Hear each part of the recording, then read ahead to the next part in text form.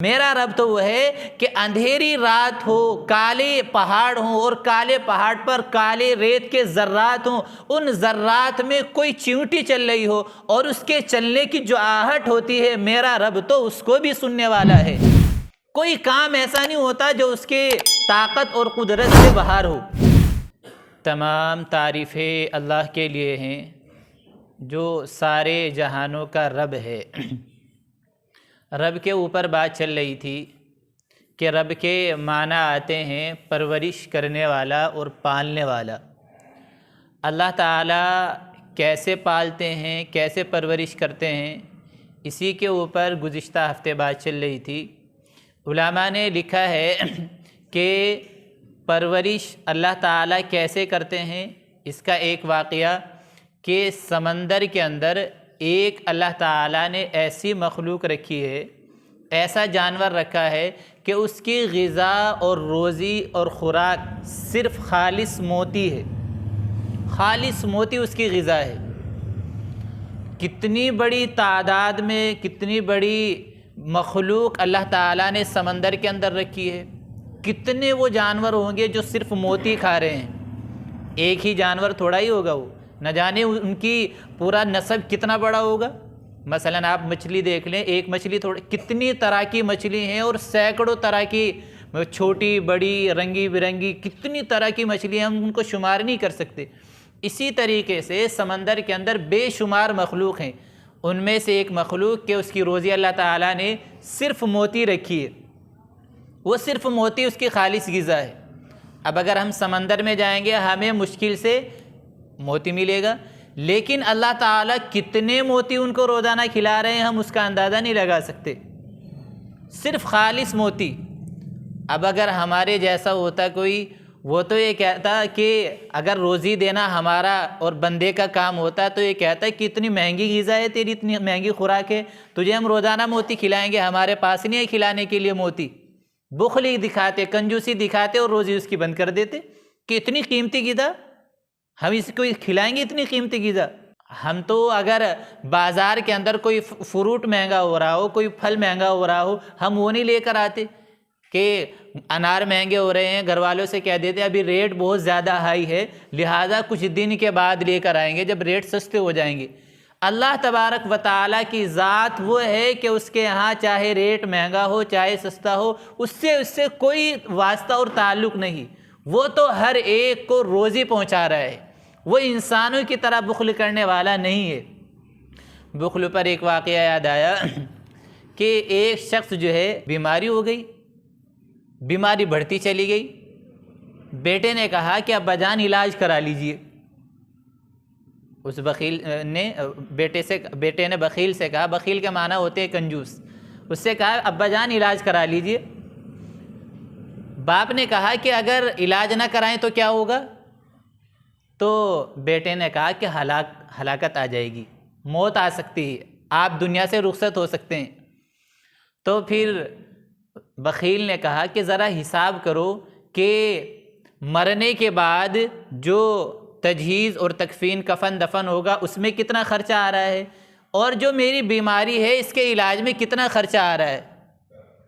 ابھی جوڑا گیا، حساب لگایا گیا، اس بیٹے نے بتا دیا ابا جان تجہیز و تکفین میں اتنا خرچ آ رہا ہے اور بیماری میں اتنا خرچ آ رہا ہے، اور وہ جو تجہیز اور تکفین کا یعنی کفن دفن کا خرچ تھا وہ کم تھا۔ تو بخیل کیا کہتا ہے، کنجوس کیا کہتا ہے، اب ہماری رائے بس مرنے کی ہو گئی ہے، اب ہم مریں گے۔ تو یہ بخل ہوتا ہے کہ انسان اپنی جان کو اس کو فکر نہیں ہوتی، وہ اپنی جان بھی دے دیتا ہے بخل کی وجہ سے کہ جان ہلاکت میں، لیکن یہ کہہ رہا ہے کہ بس ہماری رائے ابھی ہو گئی کہ مر جائیں گے، ہمیں علاج نہیں کرانا ہے کیونکہ اس میں خرچہ زیادہ آ رہا ہے۔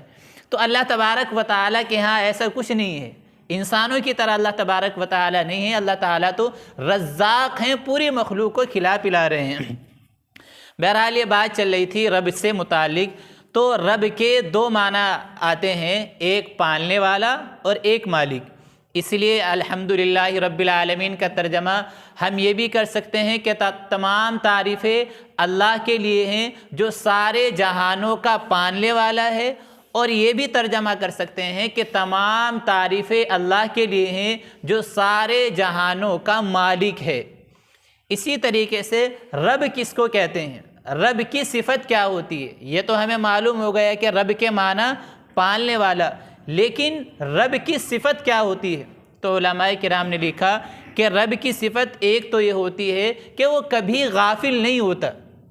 رب وہ ہوتا ہے کہ اس کو ذرا سی بھی غفلت، نیند، اونگ کچھ نہیں آتی، وہ بالکل کسی سے بے خبر نہیں ہوتا۔ ورنہ پرورش کرنے والے، پالنے والے، ماں باپ اگر ہم کہیں، لیکن پالنے والا اس کی صفت یہ ہے کہ جو بالکل غافل نہ ہو۔ ماں باپ بھی بچے سے غافل ہو جاتے ہیں، بچہ گر جاتا ہے کہ چوٹ لگ گئی، بچے کا پیر ٹوٹ گیا کہ ماں باپ غافل ہو گئے، اس کے چوٹ لگ گئی۔ اگر وہ پالنے والے ہوتے تو ایسے پالنے والے ہونے چاہیے تھے جو بالکل غافل نہ ہوتے۔ رب جو ہوتا ہے وہ ایسا ہوتا ہے کہ وہ بالکل غافل نہیں ہوتا۔ لا تأخذہ سنۃ ولا نوم، اللہ کو نہ تو نیند آتی ہے نہ اونگ آتی ہے۔ حضرت ابراہیم علیہ السلام کے والد جو تھے آزر، وہ بت اور مورتیاں بنایا کرتے تھے۔ حضرت ابراہیم ان کو سمجھایا کرتے تھے کہ ان کو نہ بنایا کریں، یہ معبود نہیں ہے، حقیقی رب کوئی اور ہے۔ لیکن ان کے والد صاحب نے نہیں مانا، والد صاحب نے حضرت ابراہیم کو گھر سے نکال دیا۔ حضرت ابراہیم باہر نکل پڑے، آخر لوگوں نے ان سے کہا کہ آخر تمہارا رب کون ہے؟ رات کا وقت تھا، ستارے نکل رہے تھے۔ حضرت ابراہیم علیہ السلام نے ان کو سمجھانے کے لیے کہا کہ یہ میرا رب ہے، یہ ستارے جو نکل رہے ہیں یہ میرا رب ہے۔ اور پھر آگے چلے تو دیکھا چاند بھی ہے، تو کہنے لگے یہ میرا رب ہے چاند۔ اب کچھ دیر گزری، چاند ڈوب گیا، تو حضرت ابراہیم کہنے لگے کہ رب تو وہ ہوتا ہے جو ڈوبنے کو بچانے والا ہوتا ہے، یہ تو خود ہی ڈوب رہا ہے، دوسروں کو کیا بچائے گا، یہ میرا رب نہیں ہو سکتا۔ صبح ہوئی، سورج نکل گیا، دن منور ہو گیا، روشن ہو گیا۔ حضرت ابراہیم کہنے لگے یہ میرا رب ہے کہ یہ سب کو روشنی دے رہا ہے، سب کو فائدہ پہنچا رہا ہے، لوگ اس کی روشنی میں کام کاج کر رہے ہیں، یہ میرا رب ہے۔ شام ہوئی، سورج ڈھلنے لگا اور ڈوبنے لگا، پھر حضرت ابراہیم نے کہا یہ نہیں میرا رب ہو سکتا، یہ تو ڈوب گیا خود ہی۔ تو پھر کہنے لگے حضرت ابراہیم انی وجہت وجہی للذی فطر السماوات والارض حنیفا، کہ میرا رب تو وہ ہے جس نے آسمان اور زمین اور سب چیزوں کو پیدا کیا ہے، وہ میرا رب ہے۔ اس طریقے سے حضرت ابراہیم علیہ السلام نے اپنی قوم کو سمجھایا کہ رب جو ہے کبھی غافل نہیں ہوتا، وہ کبھی ڈوبتا نہیں، وہ کبھی اونگ نہیں آتی، اس کو نیند نہیں آتی، وہ تو ہر وقت متوجہ رہتا ہے سب لوگوں کی طرف، وہ ہوتا ہے رب۔ رب کی صفت یہ ہوتی ہے۔ چنانچہ حضرت زلیخا کا آپ نے واقعہ سنا ہوگا کہ زلیخا جو تھی یوسف علیہ السلام کے ساتھ جب انہوں نے غلط کام کرنے کا ارادہ کیا، بدکاری کرنے کا ارادہ کیا، تو جس کمرے میں جا رہی تھی، حضرت یوسف بھی وہاں پر تھے، تو کمرے میں مورتی رکھی ہوئی تھی۔ زلیخا نے ایک اپنا دوپٹہ اتارا اور اتار کر کے اس کے چہرے پر ڈال دیا۔ حضرت یوسف پوچھنے لگے کہ یہ دوپٹہ کیوں ڈالا ہے؟ تو زلیخا نے جواب دیا کہ یہ میرا معبود ہے، یہ میرا خدا ہے، اگر میں اس کے سامنے غلط کام کروں گی، غلط حرکت کروں گی، اس کو برا لگے گا۔ حضرت یوسف علیہ السلام نے کہا کہ تیرا خدا اتنا اندھا ہے کہ ایک پردے کے پیچھے نہیں دیکھ سکتا، کہ تم پردہ ڈال دو گے کہ اس کو نظر نہیں آئے گا؟ جب تو اس خدا سے جو جھوٹا خدا ہے اس سے اتنا ڈر رہی ہے، میرا رب تو وہ ہے جو 7 زمینوں کے نیچے بھی اگر انسان گناہ کرے گا وہ وہاں بھی دیکھ لے گا، میں اس سے کیوں نہ ڈروں؟ میرا رب تو وہ ہے کہ اندھیری رات ہو، کالے پہاڑ ہوں اور کالے پہاڑ پر کالے ریت کے ذرات ہوں، ان ذرات میں کوئی چیونٹی چل رہی ہو اور اس کے چلنے کی جو آہٹ ہوتی ہے، میرا رب تو اس کو بھی سننے والا ہے، تو وہ میں اس سے گناہ سے کیسے چھپ سکتا ہوں؟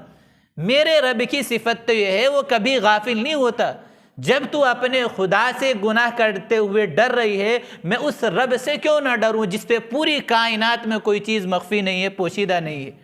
یہ حضرت یوسف علیہ السلام نے اس کو سمجھایا۔ تو رب کی پہلی صفت یہ ہے کہ رب وہ ہوتا ہے جو کبھی غافل نہیں ہوتا، وہ کبھی غافل نہیں ہوتا۔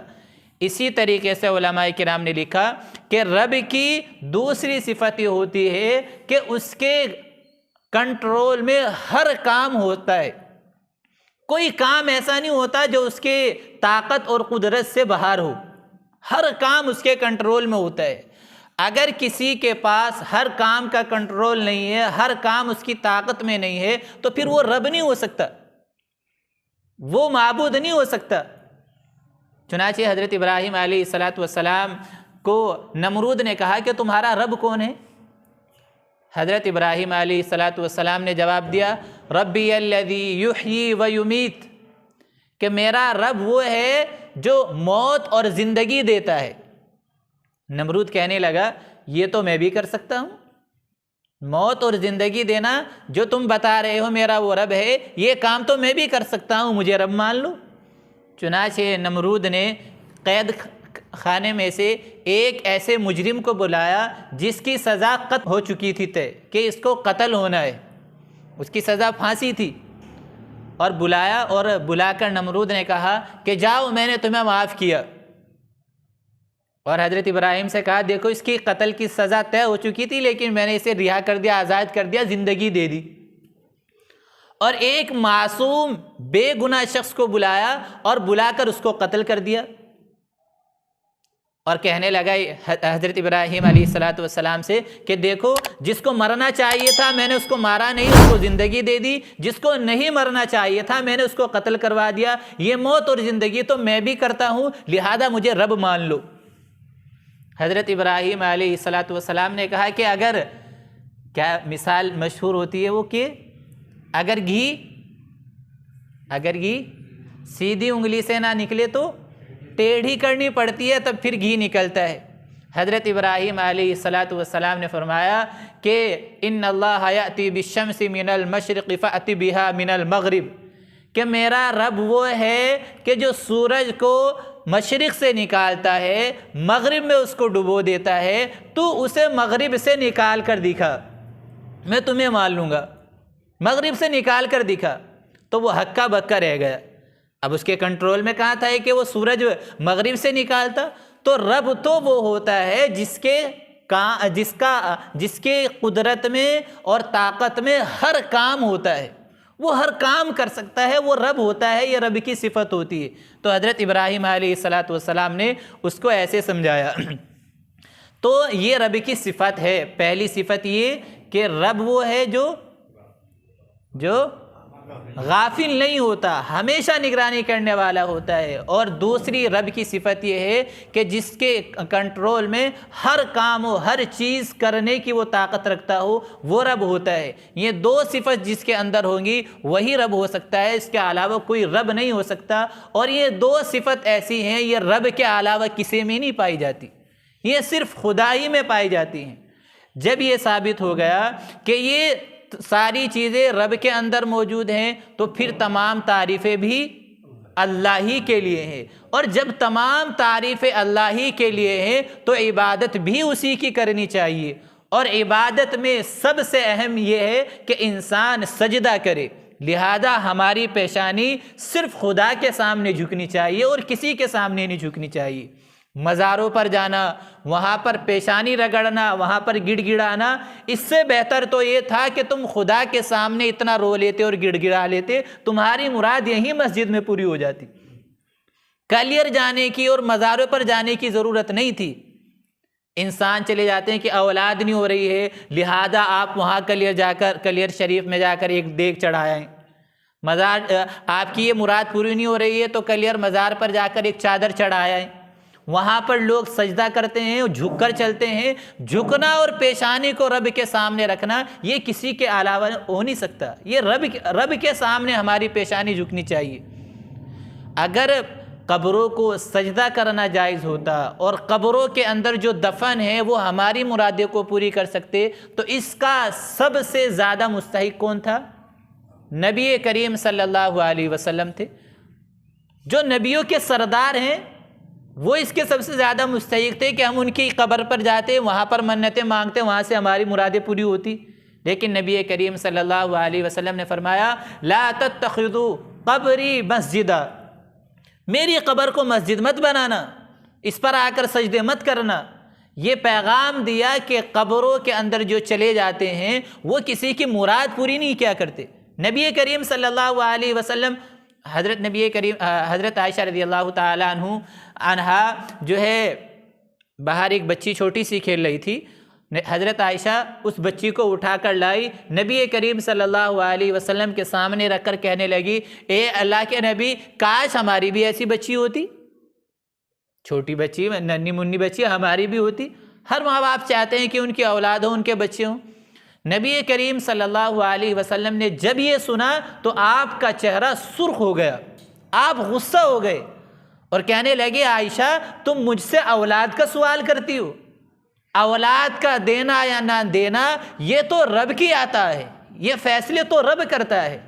نبی کریم صلی اللہ علیہ وسلم زندہ ہوتے ہوئے یہ بتلا رہے ہیں ہمیں، تو پھر مرنے کے بعد، حالانکہ نبی کریم صلی اللہ علیہ وسلم یہ جو پیر ہیں، جو مزار ہیں، یہ تو نبی کریم صلی اللہ علیہ وسلم کے نہ جانے کتنے پہنچ ہی نہیں سکتے نبی کریم صلی اللہ علیہ وسلم کے رتبے کو۔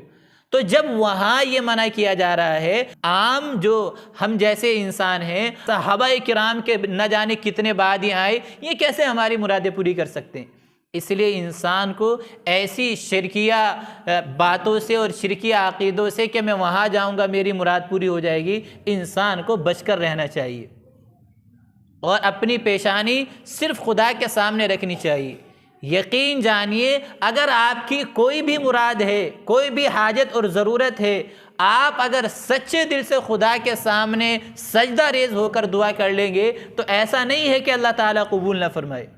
اللہ تعالیٰ آپ کی حاجت پوری فرما دیں گے، آپ کی مشکلات حل فرما دیں گے، بشرطے کہ انسان سچے دل سے اخلاص کے ساتھ وہ دعا کرے۔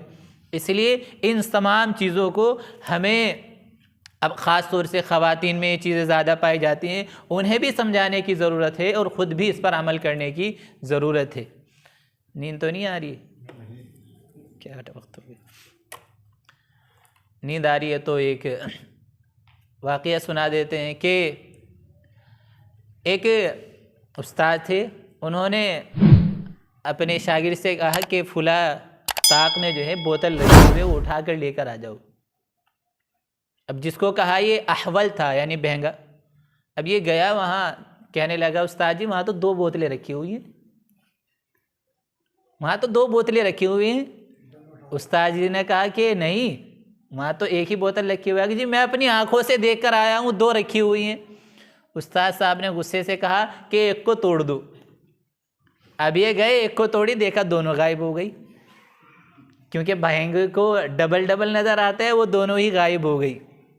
اسی طریقے سے انسان جب کوئی چیز خریدتا ہے اسے دکھانے کا بھی شوق ہوتا ہے نا۔ ہمارے نوجوان ہیں، ہماری نئی نسل ہے، یہ خاص طور سے دکھاوا بہت زیادہ کرتے ہیں۔ نیا موبائل لے لیا تو دکھاتے ہیں، نئی جیکٹ لے لی تو دکھاتے ہیں، نئی بائک لے لی تو دکھاتے ہیں، یعنی دکھاوا آ گیا ہے۔ اسی طریقے سے ایک صاحب نے نئی چپل خریدی، نئی جوتے خریدے اور ان کو پہن کر سسرال جانے لگے کہ سسرال جاؤں گا، خوشی خوشی جا رہے تھے۔ اب پیدل جا رہے تھے، پیدل چلتے چلتے راستے میں تھک گئے، لیٹ گئے اور راستے میں ایسی جگہ لیٹے کہ پاؤں راستے کی اور آگے کی طرف کر لیے تاکہ آنے جانے والے لوگ دیکھتے رہیں کہ بھائی بڑے کمال کے جوتے پہنے ہیں، بڑی شاندار چپلیں پہن رکھی ہیں۔ اب کچھ دیر کے بعد اس کا بھی کوئی گرو آ گیا۔ اب اس نے کیا کیا، اپنی ٹوٹی پھوٹی چپل جو ہے اس کے پاؤں میں ڈال دی اور نئی چپل جو ہے خود پہن لی اور نکل لیا۔ تھوڑی دیر کے بعد ایک بیل گاڑی والا آ رہا تھا، وہ اس نے دیکھا یہ کون پڑا ہوا ہے ٹوٹی پھوٹی چپل پہنی، اس نے آواز لگائی، ارے بھائی کہاں پڑے ہوئے ہو راستے میں؟ اس کی آنکھ کھلی، دیکھا کہ پیروں میں چپل ٹوٹی پھوٹی ہوئی ہیں۔ کہنے لگا یہ تو پاؤں میرے نہیں ہیں، میرے پاؤں تو نئے جوتے والے تھے، میرے پاؤں نئے جوتے والے تھے، یہ میرے پاؤں نہیں ہے جس میں ٹوٹی پھوٹی چپل ہے۔ تو بعض مرتبہ دکھاوے کا یہ بھی ہو جاتا ہے ایسا۔ اس لیے انسان کو ریاکاری نہیں کرنی چاہیے، نہ ہی اپنے کسی اس میں سامان میں اور نہ ہی عبادت میں اور نہ ہی کسی اللہ تبارک و تعالیٰ کے لیے جو ہم کام کر رہے ہیں اس میں۔ ہمارا ہر کام خدا کے لیے ہونا چاہیے، اس کی رضا کے لیے ہونا چاہیے۔ بہرحال ایک صاحب نے یہ بھی پوچھا تھے کہ وضو سگریٹ سے، وہ آئے تھے مسجد میں، پوچھنے لگے کہ وضو کن کن چیزوں سے ٹوٹ جاتا ہے؟ میں نے انہیں بتلا دیا کہ بھئی اس چیز سے ٹوٹ جاتا ہے، اس چیز سے ٹوٹ جاتا ہے۔ تو کیا کہتے ہیں، اس سے بھی ٹوٹ جاتا ہے، مطلب یعنی بیڑی سگریٹ سے بھی ٹوٹ جاتا ہے۔ میں نے کہا نہیں، اس سے تو نہیں ٹوٹتا۔ تو یاد رکھنا چاہیے کہ بیڑی سگریٹ وغیرہ سے روزہ نہیں، وہ وضو نہیں ٹوٹتا ہے۔ اسی طریقے سے ایک صاحب گالی، ایک عالم سے پوچھ رہے تھے کہ گالی دینے سے وضو ٹوٹ جاتا ہے یا نہیں؟ انہوں نے کہا کہ وضو ٹوٹے نہ ٹوٹے لیکن تمہاری ہڈیاں ٹوٹ سکتی ہیں، ہڈی تو ٹوٹ سکتی ہے تمہاری، وضو نہیں ٹوٹے گا۔ بہرحال جب ایسا ہو جائے کہ انسان بیڑی سگریٹ پی لے تو کیونکہ منہ کے اندر بو پیدا ہو جاتی ہے، تو ایسے موقع پر جو ہے اسی کے ساتھ مسجد میں آنا مناسب نہیں ہے، کلی کر لینا چاہیے تاکہ وہ بدبو ختم ہو جائے۔ اسی طریقے سے گالی بھی دینا غلط بات ہے، گالی بھی نہیں دینا چاہیے۔ اس کا مطلب یہ نہیں کہ گالی سے وضو نہیں ٹوٹتا تو انسان گالی دینے لگے۔ تو اسی طریقے سے زور سے ہنسنا، قہقہا لگا کر ہنسنا، ایک تو مسکرانا ہوتا ہے اور ایک قہقہا ہوتا ہے۔ مسکرانا تو یہ کہ انسان صرف چہرے پر اسمائل سی لے آئے، اس کو مسکرانا کہتے ہیں۔ ایک ہوتا ہے قہقہا لگانا، یعنی ہا ہا کر کے خوب زور زور سے ہنسنا، وہ قہقہا ہوتا ہے۔ اگر یہ ہم نے نماز میں کر لیا، یعنی ہلکی سی بھی ہماری ہنسی نکل گئی جس سے آواز نکلی، تو اس سے ہمارا وضو بھی ٹوٹ جائے گا اور نماز بھی ٹوٹ جائے گی۔ ہاں البتہ اگر ہم نماز سے باہر ہیں تو ایسی صورت میں زیادہ زور سے یعنی قہقہا لگانے سے وضو نہیں ٹوٹتا ہے۔ تو بہرحال یہ مسائل کسی نے معلوم کیے تھے، اس لیے ان کا جواب آپ کے سامنے بھی رکھ دیا گیا ہے، ہو سکتا ہے آپ لوگوں کی ضرورت کے بھی مسائل ہوں۔ تو بہرحال یہ بات چل رہی تھی ہماری الحمدللہ رب العالمین کے اوپر کہ تمام تعریفیں اللہ کے لیے ہیں جو سارے جہانوں کا رب ہے۔ رب کے متعلق یہ باتیں ہوئی ہیں، انشاءاللہ آئندہ ہفتے العالمین کے اوپر کچھ باتیں عرض کی جائیں گی۔